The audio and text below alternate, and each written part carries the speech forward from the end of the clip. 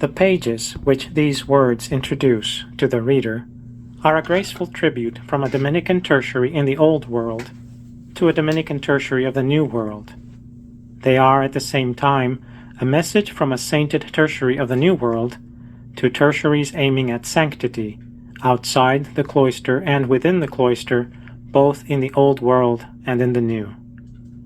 May they help to knit together in closer bonds of greater practical faith and stronger fraternal love the members of the Third Order of St. Dominic here and there, for they are all of the same spiritual kith and kin, and all, though separated by seas, are of one flesh and one blood, and all speak the same English mother tongue in which this book is written. Seas not only separate kingdoms and continents, they unite them as well. They are not walls of division, but links and bonds of union. Saint Raymond of Pennafort defied the waves by crossing the sea on his capa, or cloak. We can cross seas and mountains and deserts and plains without even a miraculous cloak. We are carried on the wings of thought and love. Many waters cannot quench charity, neither can rivers drown it.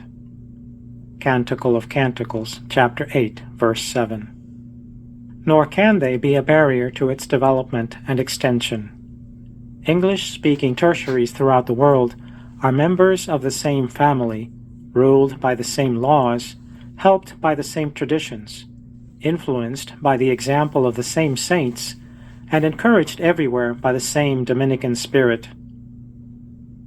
A Dominican saint is the saint not of a country, but of the order and of the church, not the saint of an age, but of all time.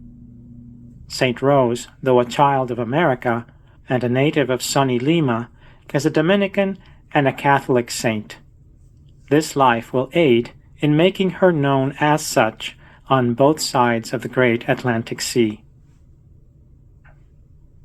We may not say that St. Rose was the first saint of the New World, for God only knows his own. But she was the first of America's children to be placed in the calendar of canonized saints. The first flower gathered from that part of the great garden over which St. Dominic has been placed as the husbandman of Jesus Christ.